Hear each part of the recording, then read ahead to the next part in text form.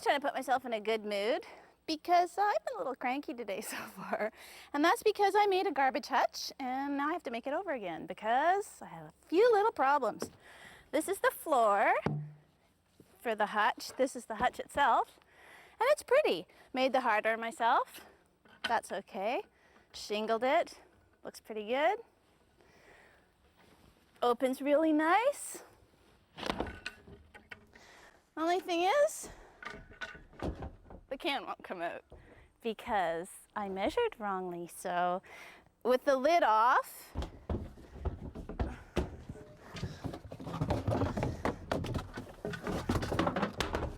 can comes out just fine, but who wants to go through that every week on garbage day? Nobody that I know. So I'm gonna just build this again and I'm gonna get it right and I'm gonna give this hutch to somebody with tiny cans. Okay, so here's the floor already made, and it's just a rectangle, and it's just screwed together with two outdoor screws, rust-resistant screws at the corners, and it's pressure treated 2x4, which is good for outside. And then this stuff is exterior grade plywood. It's just the same as ordinary plywood, except the glue is waterproof, so it doesn't get all mushy if it gets wet. So far so good. 46 by 24 inches, I think I built this. Now, depending on the size of your cans, the next thing becomes critical because this is where we decide upon the height of this little contraption. So let me just tell you how to figure that out. If you're gonna take my word for it. I'm just gonna clamp this baby on here. Okay. Sometimes it's good to have a helper, and this would be one of those times. But if you don't have a helper, make sure you've had a bit of yoga so you can reach these awkward angles. Okay, that's one. This is just more pressure treated 2x4, and these long clamps are hard to find, so if you can't find it, they don't always work if they're not tight enough. Man, I didn't think I had to get to the point where I'd wear a full biking helmet when I was doing carpentry, but apparently it's come to that. Okay, stay. See, I was just gonna tell you, another way to do this is to actually screw this in just temporarily. Okay, I've really got to wreath on this so that it's tight.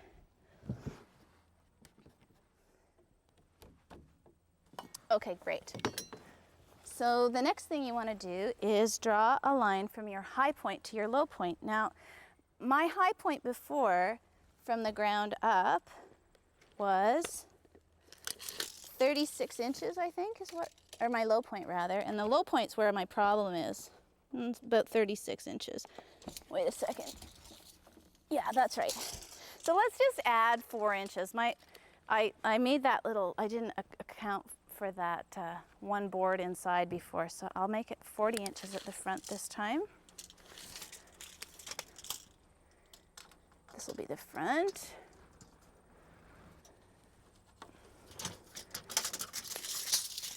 And the back I'll make, I'll just go to 46 on that. It's a drag to have to go buy extra materials just because you cut it a little carelessly. So, okay, so we'll just slap this baby on here and draw this line. Oh, I'm rushing. This is what got me into trouble in the first place. I should actually just clamp this thing on and do it right. So I'm just gonna make sloppy marks and then be desperately sorry later. So that's just not a good idea. Not after the day I've had so far. That one's a little crooked. Okay, very good. So now I'll just draw my line in, nice and heavy, and then snap off these clamps and go cut these boards. And that's cool because then this board will become the other side. I'll just have to cut it to length, and this board will become the post on the other side of that because the angle's identical.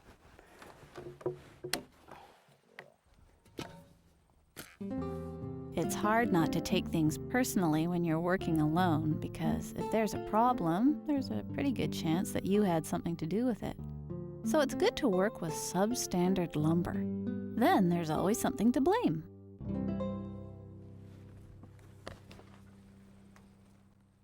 Okay, I'm just checking because I'm just referring back to what I already built, the part that was right. And I now need to put in these two horizontal pieces, top and bottom. So they're, see, I already forget, were they vertical or were they, yeah, they go like this. Now, pressure treat tends to twist a bit, so you might have to work with it. There we go. And if you find that the piece is too short, as what is probably going to be happening up front,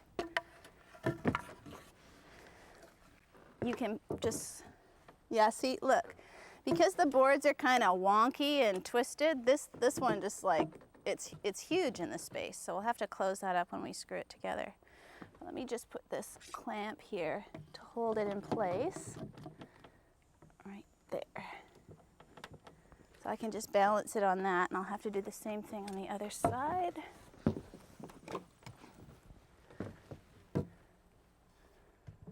Like this. Then I'm going to have to suck this whole thing together with a giant clamp. Yeah, a helper. It doesn't matter if you have to buy a lot of beer. It's worth having help on this project. Okay, I got the wrong end.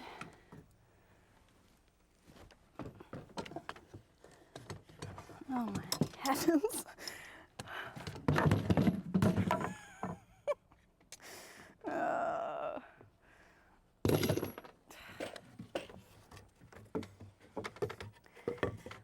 Okay, just to review, this is done now. These guys are in place after a clamping nightmare, and they're just secured with 2 screws at each end to hold them in place.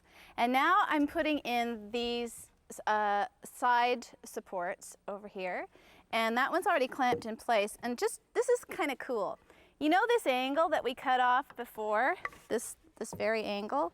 That's the exact angle that, if you cut it at both ends, slides into place right between the two, the back and the front. Cool, eh? So all you have to do is cut your board for the side support on one side to that angle, and then come up to the top, and oh, but there's a trick. So I would just mark it right there, right? But I can feel my whole leg leaning on this board, so for sure they're kind of splayed at this point. So this is going to need to come in a bit so it's square. So the easy way to do that, to make sure, oh geez, my homemade tool belt's coming apart. The easiest way to do that is to measure the distance here. Let's just go like this. And it's 17¼ inches. So before I mark my board, I just need to make sure that I have a 17¼ inch opening at the top. So let's find out what it is. It's 17½. Okay, so I locked it with my leg, which of course, since I have thighs of steel, is very, very reliable. Then I'm going to make my little mark here, and then I'll slap this little scrap on, and then that's exactly the angle that I need to cut. I just square up the little scrap and trace it, and then I just go cut my piece and drop it into place. But I already did that because, you know, time's a waste in here. So I'll drop this into place now, and then squeeze everything together and drop stuff, and then I'll put these in place.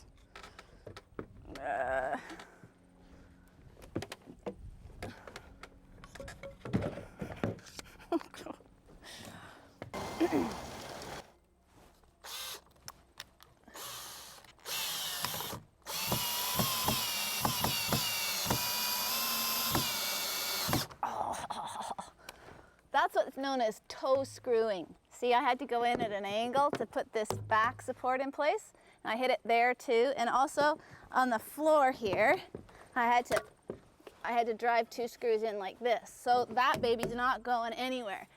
Well, thank goodness the framing's done. So now all I have to do is cut the plywood and start sheathing it. So I'm going to start with the back piece, which is here. And I'm going to put one screw in one corner to anchor it. And then this whole thing probably is going to need to be racked because it will have gone out of square. So just keep checking. Yeah, see, this edge doesn't really line up very well. So I'll have a little bit of a chiropractic adjustment to do. So let's go.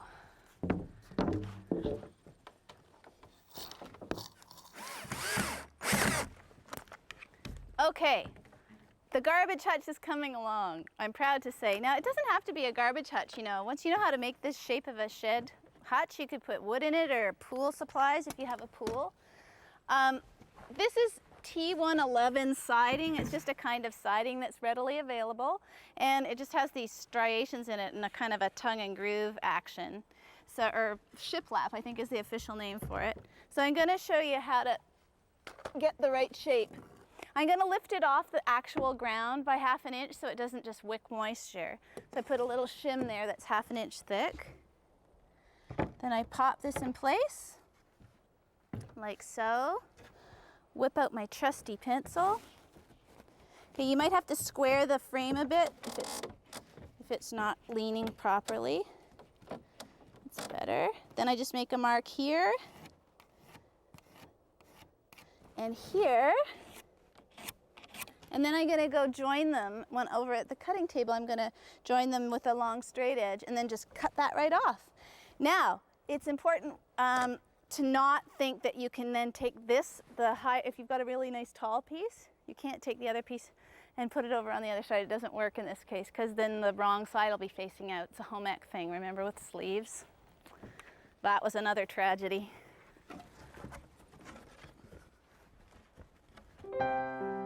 Home ec was never my strongest subject, but it wasn't Mrs. Robertson's fault that I sewed the sleeves onto my dress upside down, and then the only way to wear it was to keep both arms straight up in the air. Okay, so the siding's on, and now it's a little bit of trimming action and doors. I've already put trim on the corner here, and I'm going to use this trim to mount the hardware for the hinges, for the doors. And the doors are over here, and I cut them wrong. Okay, I don't know how to put that politely. I just cut them wrong, so they're not going to quite be centered. But you know what?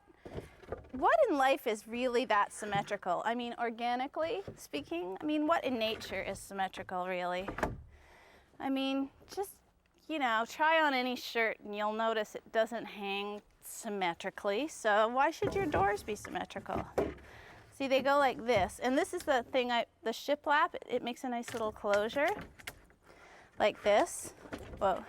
But one of them's definitely wider than the other because I sort of blew it, but I can live with that because I have one garbage can that's wider than the other cans. So that's, you know, you gotta cut it right for the cans. So I'm gonna put these on with hinges, and then I'm trimming across the top here too. Okay, so I'll screw the trim on, and I also have to raise these doors a little bit. Again, I want some clearance. I don't want them dragging across the gravel that they're sitting on. So you fellas, and my hinges, oh.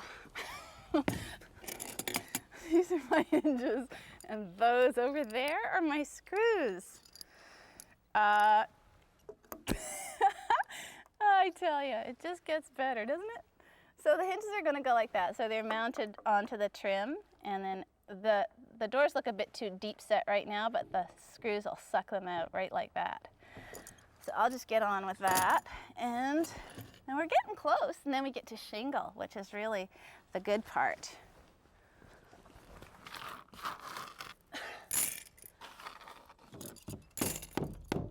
Oh, come on.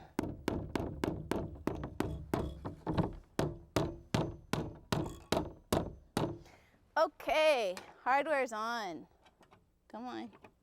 See, cool, eh? This is just made from a little bit of refrigerator tubing I bent to look like a hook. And these are those plumbing strap things that look like this. And I just hammered it out with a hammer, a ball peen hammer actually, the kind that have a round end on them. And then painted it with metal paint. So that's happening. Only thing is the nails were just a bit long, so I'm gonna have to cut those off with my bullnose nippers. So now that that's done, I can put the lid on, and then we're ready to start shingling. Here it is. And this is just going to hinge on the same way that the doors did. With these nice black hinges. And then the shingling's going to be really fast and fun compared to the rest of this exercise.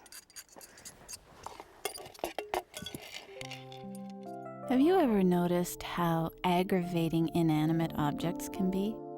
My advice is to pay absolutely no heed to their little antics. Even if they're misbehaving badly, they're just trying to get you riled, so ignore them, remaining outwardly composed. It's the only way they'll learn.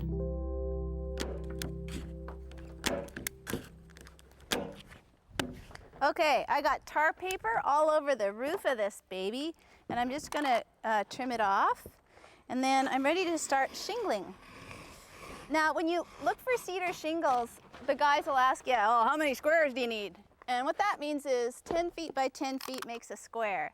So this actually only takes a quarter of a square, so you might have to buy a whole bundle. But then you can make 4 garbage hutches, and how much happier can a girl get?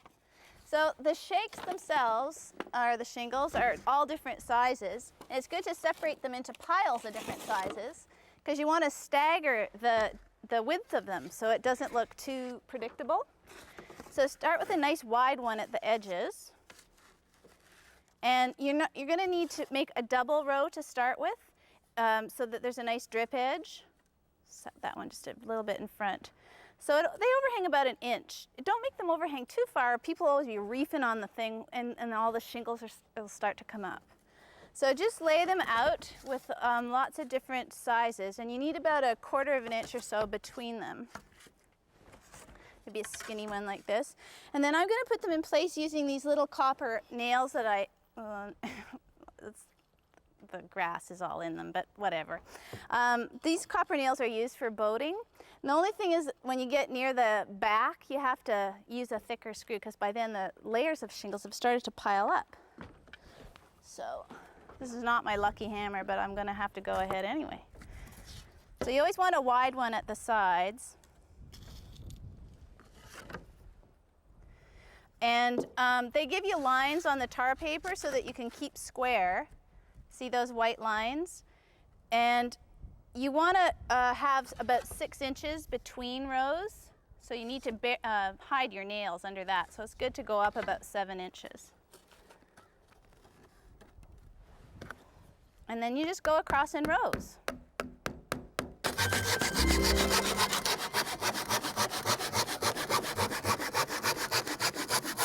I'm just trimming this up now, and then you have to break off the one that's underneath. And we're almost done.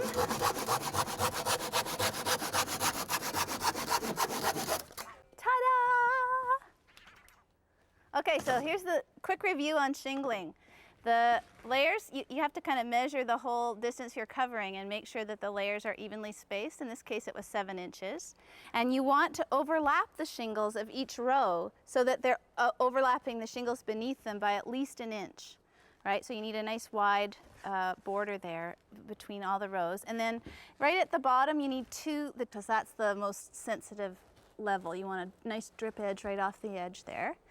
And I'll tell you something, I make it look completely impossible, but it's not that hard. And once you know how to make a shed and frame it, you can build it any size, and you can put firewood in it or anything, or make a little fort. It could be fun. If you're a little bit nervous though, start small, like with birdhouses.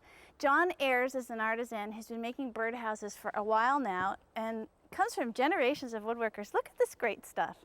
Look, shingles all over the roof, little baby shingles. And then this is the same kind of line, the shed roof construction, which of course has been in existence since the beginning of civilization. And then finally there's this little one here, and this has got really neat little pegs on it for cleaning it out. So you can make that kind of hardware on your hutch if you like. So I just want you to know that, you know, I've made it look quite difficult, but it's actually kind of fun. And look what happened. La la! It fits! I am so proud. So have fun with this one, because, you know, it's worth having your own hutch. If you're having a bad day, it's tough to build stuff without having an emotional meltdown. But author Willard Galen wrote that expressing anger is a form of public littering. So, when you're in a cranky mood, building a garbage hutch could be the socially conscious choice.